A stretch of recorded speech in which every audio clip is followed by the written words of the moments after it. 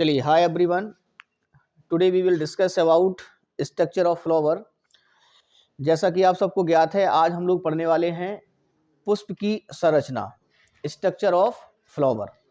ठीक है, इसके पहले कल तक हम लोगों ने देखा था कि किस प्रकार से जो पुष्प है वो किस प्रकार से एक पौधे का जननांग होता है और कैसे उसमें जननांग पाए जाते हैं, है ना। दूसरी बात हमने कल देखी थी कि पुष्प जो है वो एक रूपांतरित प्ररोय होता है, एक मॉडिफाइड शूट होता है। पुष्प का पौधे का वो भाग जो नीचे की तरफ हो, जमीन के अंदर हो, उसे हमने जड़ तंत्र कहा था, और जो भाग जमीन के ऊपर था उसे हमने शूट सिस्टम कहा था या प्ररोय कहा था। तो आपको ये पता चला था कि जो तना है या जो पत्तियां हैं या जो फूल है ना, ये सब क्या थे? रूपांतरित प्ररोय होते हैं। प्ररोय का ही एक रूपांतरित भाग होता है। तो उसी क्रम में आज हम देखने वाले हैं कि किस प्रकार से स्ट्रक्चर ऑफ फ्लावर होता है, पुष्प का कैसे चित्र बनता है, कितने क्या भाग होते हैं और किस भाग को क्या नाम दिया जाता है। चलिए तो स्टार्ट करते हैं। सबसे पहले हम बात करें पुष्प की संरचना की, जिसमें आपका लिखा हुआ है स्ट्रक्चर ऑफ फ्लावर। ठीक है, ये आपके सामने एक पुष्प बना हुआ है, स्ट्रक्चर ऑफ फ्लावर बना हुआ है। इसमें हम सबसे पहले बात करें कि पुष्प में मुख्य रूप से कितने भाग होते हैं, फ्लावर में मुख्य रूप से कितने भाग होते हैं। तो फ्लावर में मुख्य रूप से 4 भाग होते हैं। जैसा कि आप देख पा रहे हैं, फ्लावर में मुख्य रूप से हमने 4 भाग लिखे हैं। नंबर पहला ये लिखा है, नंबर दूसरा ये लिखा है, नंबर तीसरा ये लिखा है और नंबर चौथा ये लिखा है। इस तरह से हमने पुष्प में कितने भाग लिखे हैं? 4। चलिए स्टार्टिंग से देखते हैं। सबसे पहले 2 पॉइंट समझते हैं हम। पुष्प क्या है? एक रूपांतरित प्ररोय होता है। पुष्प क्या है? एक रूपांतरित प्ररोय है। पुष्प क्या है? फ्लावर क्या है? एक मॉडिफाइड शूट होता है। तो सबसे पहले हम देखेंगे पुष्प का ये वाला भाग जो नीचे आपको दिखाई दे रहा, जिसके माध्यम से आप पुष्प को क्या करते हैं? पकड़ते हैं। क्या करते हैं? जिसके माध्यम से आप पुष्प को क्या करते हैं? पकड़ते हैं। उसे आप हिंदी में ब्रंत और इंग्लिश में आप उसको पेडिसल कहते हैं। क्या कहते हैं? हिंदी में आप कहते हैं ब्रंत और इंग्लिश में कहते हैं पेडिसल। दूसरा पार्ट जो है इस ब्रंत के ऊपर, जहां पर पुष्प आपका लगा रहता है, या ऐसा कह लें कि जहां पर पुष्प बैठा रहता है। जैसे हमारा आसन होता है, जहां हम लोग बैठते हैं, जैसे आप लोग बैठे हैं, तो आप लोग अपनी अपनी चेयर पर बैठे हैं या टेबल पर बैठे हैं। ठीक है, तो जो आपका टेबल है या जो आपका चेयर है वो आपका आसन है। ठीक इसी प्रकार से ये पुष्प का क्या है? आसन है, जिस पर पुष्प के भाग लगे रहते हैं। तो इस भाग को हम पुष्प का आसन मतलब पुष्पासन कह सकते हैं, और पुष्पासन को इंग्लिश में हम थैलेमस कहते हैं। क्या कहते हैं? तो इस तरह से पुष्प के कितने भाग हो गए?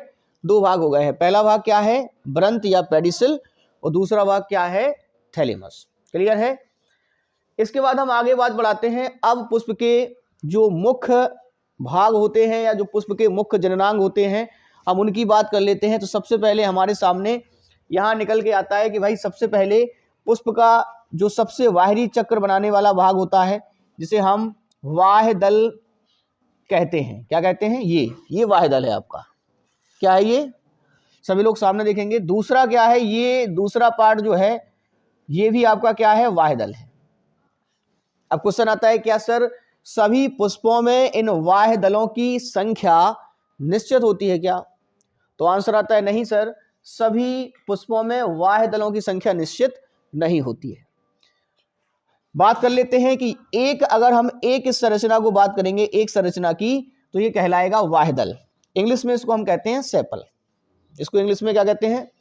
इसको इंग्लिश में हम लोग सेपल कहते हैं। और ये जो सेपल है, इसका अगर हम समूह की बात कर लें, सेपल क्या है? वाह्य दल क्या है? एक इकाई है। इस एक को हम कहेंगे वाह्य दल या सेपल। लेकिन सभी जितने भी इसमें वाह्य दल होंगे, 2 हैं, 4 हैं, 5 हैं, किसी पुष्प में सभी में अलग अलग रहेंगे। तो अगर इनकी संख्या को हम एक साथ बोलना चाहें तो हम इसकी समूह को क्या कहेंगे? वाह्य दल के समूह को हम लोग क्या कहेंगे? इसके वाह्य दल के समूह को हम लोग कहेंगे वाह्य दलों का पुंज। क्या कहेंगे? इसे हम लोग कहेंगे वाह्य दलों का समूह है। और वाह्य दलों के समूह को इंग्लिश में हम लोग कहते हैं कैलिक्स। क्या कहते हैं? तो पुष्प का सबसे बाहरी चक्र क्या होता है? पुष्प का सबसे बाहरी भाग क्या होता है? वाह्य दल होता है। ये पुष्प का पहला चक्र भी बनाता है। यहां से क्वेश्चन आता है, सर ये कैसे कलर के होते हैं? आपको याद रखना है वाह्य दल कैसे कलर के होते हैं। तो आपको याद रखना है कि इनका जो रंग होता है वाह्य दलों का, क्या होता है?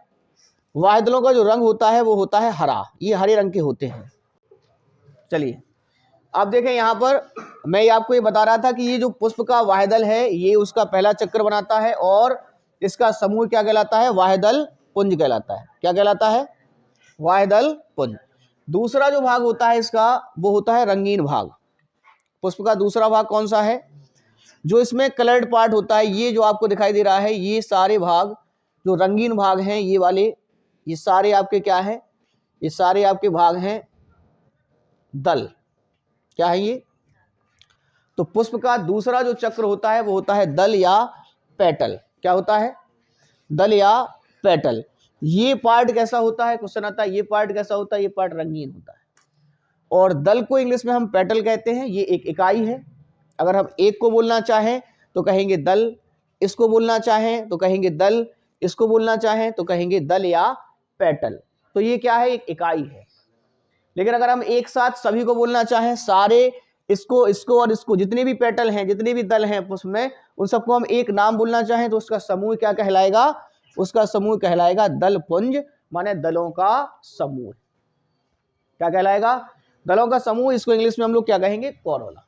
क्या कहेंगे, कोरोला। ये जो वाहिदल हैं और दल हैं ये पुष्प में सहायक चक्र बनाते हैं। क्या बनाते हैं, ये पुष्प के आवश्यक अंग नहीं है। जैसा कि आप समझ सकते हैं, ये जो वाहिदल हैं और ये जो दल हैं, ये दिखाई दे रहा है आपको दल, ये है ना, और ये पुष्प के आवश्यक अंग नहीं है। ये पुष्प के कैसे अंग हैं, ये पुष्प के सहायक अंग हैं। मतलब पुष्प को मदद कर देने वाले हैं, पुष्प की सहायता करने वाले हैं, लेकिन जरूरी नहीं है। कई ऐसे पुष्प होते हैं जिनमें सेपल्स और पेटल्स नहीं भी होते हैं, या जो वाहिदल और दल हैं ये किसी दूसरी संरचनाएं बदल जाते हैं, जैसे परिदल पुंज में बदल जाते हैं, प्याज में, है ना, प्याज में ये परिदल पुंज में बदल जाएंगे। तो जरूरी नहीं है कि किसी में ये इनका सेपल्स और पेटल्स या वाहिदल और दल का होना जरूरी है ना। तो इनका ये कैसे अंग है, मैं आपको बता चुका हूं, ये कैसे अंग है, ये सहायक अंग है। कैसे अंग है ना। तो वाहिदल और दल, ये जो आप देख सकते हैं वाहिदल और दल, इन दोनों को मिला के अपन ने क्या कहा, ये और ये क्या है, सहायक अंग। क्लियर है। तो पुष्प का पहला चक्र कौन सा है, क्या समझा आपने, पुष्प का पहला चक्र कौन सा है, पुष्प का पहला चक्र है वाहिदल। एक को क्या कहेंगे, वाहिदल। वाहिदल क्या है, इकाई है। वाहिदल को इंग्लिश में क्या कहेंगे, सेपल। और इसका समूह क्या कहलाएगा, वाहिदलों का पुंज, मतलब वाहिदल पुंज। और इसको इंग्लिश में क्या कहेंगे, कैलेक्स। तो इंग्लिश में आप समझ सकते हैं सेपल है ये, और इसका ग्रुप क्या कहलाएगा, कैलेक्स। क्या कहलाएगा, इसका ग्रुप क्या कहलाएगा, कैलेक्स कहलाएगा।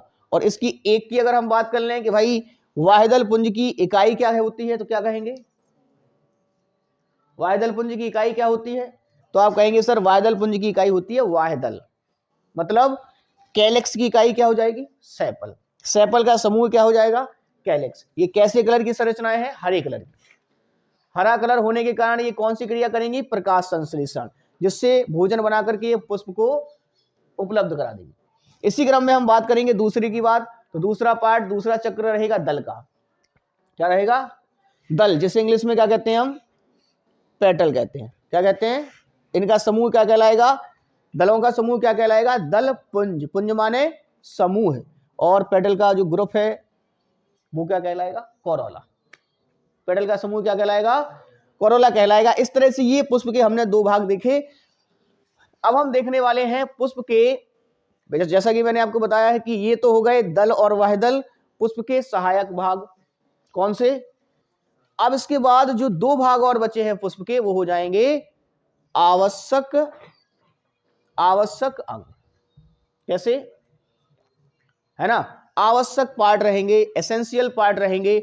और वो उसमें से पहला जो है कहलाएगा आपका, पहला जो है कहलाएगा वो इस तरह के जो धागे छोटे छोटे से ये दिखाई दे रहा है आपको, इस तरह से ये यही है आपके क्या, पुष्प का जो तीसरा भाग बनाते हैं।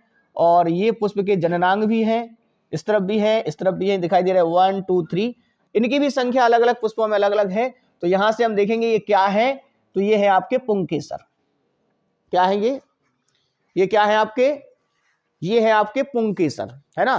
तो ये आपके पुंकेसर हैं, इंग्लिश में इसको कहते हैं स्टेमन। क्या कहते हैं, तो ये पुंकेसर और स्टेमिन क्या है, आप समझ गए, इकाई है। इनका समूह क्या कहलाएगा, इनका ग्रुप क्या कहलाएगा, एंड्रोइसियम या पुमंग। हिंदी की अगर हम बात करें, हिंदी की अगर हम बात करें तो इसका जो पुंकेसर है इसका समूह क्या कहलाएगा, पुमंग।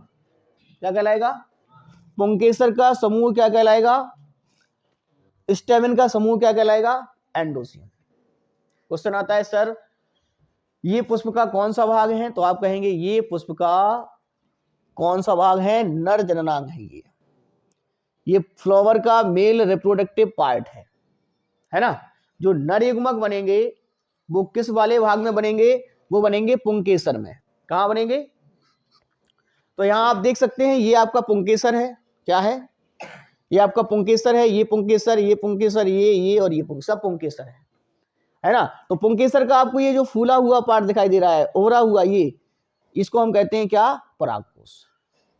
और ये जो तंतु दिखाई दे रहा है आपको इसमें पुंकेसर में, इसको हम कहते हैं पुंतंतु। इंग्लिश में क्या कहते हैं, परागकोश को इंग्लिश में कहते हैं एंथर और पुंतंतु को इंग्लिश में कहते हैं फिलामेंट। अब यहां से क्वेश्चन पूछा जाता है कि सर स्टेमिन के कितने पार्ट होते हैं, पुंकेसर के कितने पार्ट होते हैं, तो आप कहेंगे पुंकेसर के 2 पार्ट होते हैं। एक जो फूला हुआ भाग है वो क्या कहलाएगा, परागकोश या एंथर, और दूसरा ये तंतुनुमा भाग है, फिलामेंट कहेंगे इसको, है ना। और बीच में यहां पर इन दोनों को अभी बताएंगे चित्र, जो दोनों को जहां ये कनेक्ट होते हैं उसको कनेक्टिव कहते हैं, है ना। लेकिन मुख्य रूप से पुंकेसर के कितने भाग होते हैं, 2 ही भाग होते हैं। एक फूला हुआ भाग जो उसका परागकोश कहलाता है, और एक लंबा तंतु जो आपका पुंतंतु या फिलामेंट कहलाता है। क्या कहलाता है, पुंतंतु या फिलामेंट कहलाता है। इस तरह से हम देखते हैं कि पुष्प का ये कौन सा भाग हो गया, तीसरा भाग हो गया, और पुष्प का ये कौन सा भाग हो गया, नर जननांग हो गया, है ना। और ये किस चक्र के अंतर्गत आता है, ये आवश्यक चक्र के अंतर्गत आता है। इसी क्रम में हम देखते जाएंगे तो हमारे सामने ये पुष्प का एक चौथा भाग दिखेगा जो यहां से यहां तक है। इस तरह से ये भाग जो दिखाई दे रहा है आपको, ये वाला, ये कहलाएगा पुष्प का चौथा भाग, और इसे हम कहते हैं पुष्प का मादा जननांग। इसे हम क्या कहते हैं, इसे हम कहते हैं पुष्प का मादा जननांग या फीमेल रिप्रोडक्टिव ऑर्गन, है ना। इसे हम स्त्री केसर के नाम से जानते हैं। ये पुष्प का मादा भाग है, स्त्री केसर है, और स्त्री केसर को हम पिस्टिल कहते हैं। क्या कहते हैं, पिस्टिल। और पिस्टिल इसका एक और नाम दे सकते हैं अंडप, या इंग्लिश में कार्पल। क्या कर सकते हैं, पिस्टिल या कार्पल। इसी की हम बात करें आगे तो ये आप समझ गए होंगे ये क्या है, एक इकाई है, एक यूनिट है, और इसका समूह क्या कहलाएगा, जायांग। तो स्त्री केसर का समूह क्या कहलाता है, स्त्री केसर का समूह क्या कहलाता है, स्त्री केसर का समूह कहलाता है जायांग, जिसे इंग्लिश में आप कहते हैं गाइनोइसियम। क्या कहते हैं, गाइनोइसियम कहते हैं। ये पुष्प का कौन सा भाग है, ये पुष्प का मादा भाग है। ये पुष्प का कौन सा भाग है, ये पुष्प का मादा भाग है, और इसे हम फीमेल रिप्रोडक्टिव ऑर्गन भी कहते हैं। और ये पुष्प का कौन सा भाग हो जाएगा, आवश्यक अंग है। कैसा है, तो अब 2 क्वेश्चन मैं आपसे यहां से पूछने वाला हूं कि पहला बताइए कि पुष्प में कितने चक्र होते हैं, तो आप कहेंगे सर जी 2 भाग हैं। चक्र इसमें कितने होते हैं, 4। सबसे पहला चक्र कौन बनाएगा, वाह्य का चक्र रहेगा। दूसरा चक्र किसका रहेगा, दलों का रहेगा। तीसरे नंबर पर आपको क्या मिलेगा, पुंकेसर मिलेगा। और चौथे नंबर पर आपको क्या मिलेगा, चौथे नंबर पर आपको स्त्री केसर मिलेगा। तो पुष्प के भागों को हमने 2 भागों में बांटा है। 4 भागों को पुष्प के जो हैं उसको मैंने 2 पार्ट में अलग अलग किया है। एक पुष्प की सहायता करने वाले अंग जो आपके दल और वाह्यदल हैं। कौन से हैं, दल और वाह्यदल, ये सहायक अंग हैं, पुष्प की सहायता करते हैं, है ना। जैसे सहायता में दल के, वाह्यदल क्या करेगा, हरे रंग के होंगे तो प्रकाश संश्लेषण द्वारा भोजन बना करके पुष्प को देंगे। और दूसरे जो रंगीन भाग होंगे दल, ये क्या करेंगे, ये चटकीले रंग के होंगे, कलर्ड होंगे, तो कीटों को आकर्षित करेंगे, ये इंसेक्ट को अट्रैक्ट करेंगे, जिससे वो आए और यहाँ पर परागण की क्रिया कर सकें। इस पुंकेसर के परागकोश में बने परागकणों को या किसी दूसरे पौधे पर लगे इसी जाति के परागकणों को ला करके कहां पहुंचाएंगे, पुष्प के वर्तिकाग्र। तो दल क्या करते हैं, सूर्य के प्रकाश में भोजन। वाह्यदल क्या करते हैं, दल क्या करते हैं, रंगीन है, कीटों को आकर्षित करेंगे, पॉलिनेशन या परागण में मदद करेंगे, और दल क्या करेंगे आपको पता है, यही काम करेंगे, और वाह्य दल क्या करेंगे आपका हरे कलर के होने के कारण पुंकेसर ये प्रकाश संश्लेषण क्रिया में मदद करेंगे। इसी क्रम में हम आगे बात बढ़ते हैं, तो आगे हम लोग बात बढ़ाते हैं, अब आते हैं हमारे कौन से आवश्यक अंग। अब कौन से अंग आते हैं, आवश्यक एसेंशियल पार्ट आते हैं, जिसमें दो भाग आपके रहेंगे। एक कौन सा भाग रहेगा, एक रहेगा पुंकेसर जो नर जननांग है। पुंकेसर एक इकाई है, इसका समूह क्या कहलाएगा, पुंकेसर का समूह क्या कहलाएगा, पुमंग। इसी तरह से हम इसकी बात कर लें, पुष्प का जो चौथा भाग है वो स्त्रीकेसर है या अंडक है, और इसका समूह क्या कहलाएगा, जायंग, ये मादा भाग है ना। इस तरह से हमने देखा। अभी हम देख लें थोड़ा सा कि सर इसको थोड़ा सा पुंकेसर को निकाल के अगर हम देख लें, तो ये मान लीजिए हमने पुंकेसर को निकाला है, ये हमने पुंकेसर को निकाला यहां पर इस तरह से, ये पुंकेसर है, ये क्या है, ये आपके सामने मैंने जो भाग निकाला है ये कौन सा भाग है, पुष्प का नर जननांग है या ये पुंकेसर है। तो पुंकेसर का ये जो फूला हुआ भाग है इसको आप क्या कहेंगे, परागकोश। इसको आप क्या कहेंगे, परागकोश कहेंगे। ये वाला भाग जो रहेगा इसको आप क्या कहेंगे, इसको आप क्या कहेंगे बताइए, पुंतंतु कहेंगे। क्या कहेंगे, पुंतंतु कहेंगे या फिलामेंट। तो ये वाला पार्ट क्या हो जाएगा, पुंकेसर का पुंतंतु, और ये वाला भाग क्या हो जाएगा, पुंकेसर का परागकोश। क्लियर है। इसी क्रम में अगर हम मादा जननांग को निकालेंगे, किसको निकालेंगे, इसी क्रम में अगर हम मादा जननांग को निकालेंगे तो यह देख लीजिए आप, ये बना हुआ है आपका मादा जननांग, और इस मादा जननांग के इस स्त्री केसर के इस पिस्टल के तीन भाग हैं। पहला भाग क्या कहलाएगा, ये वाला भाग क्या कहलाएगा, स्टिग्मा।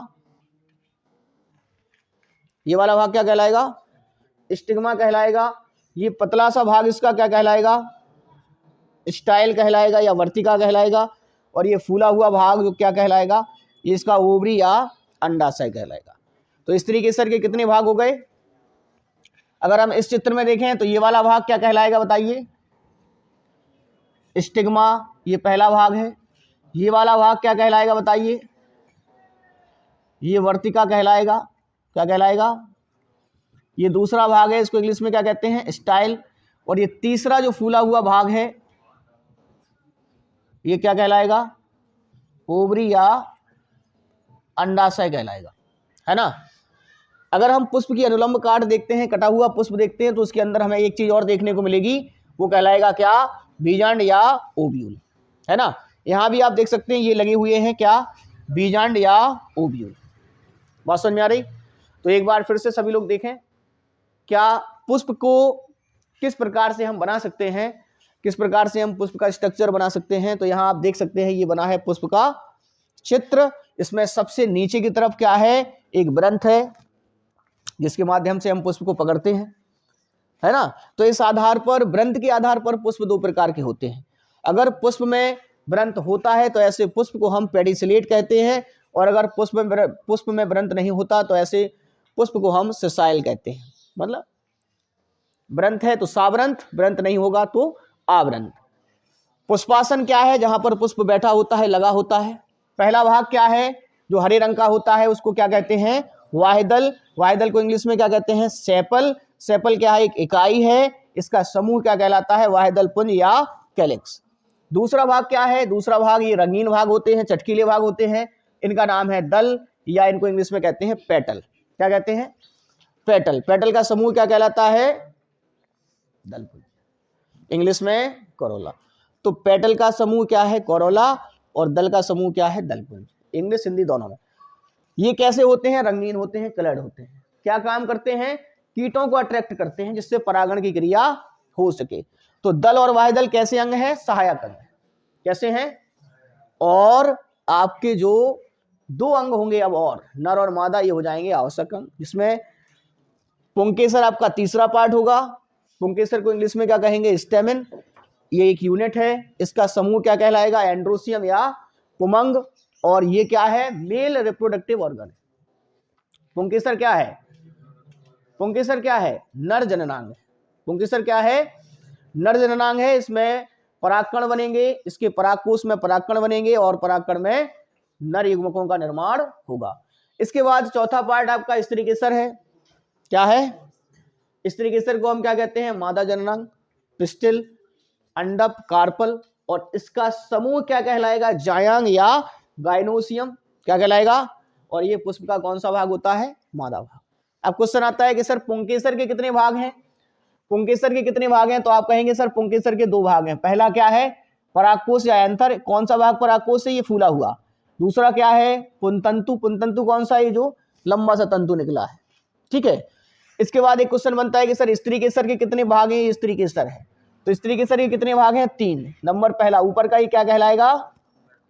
स्टिग्मा, जहां पर परागकण आकर के लैंड करेंगे, यहां पर परागकण गिरेंगे। दूसरा ये पतला वाला भाग क्या है? वर्तिका या स्टाइल।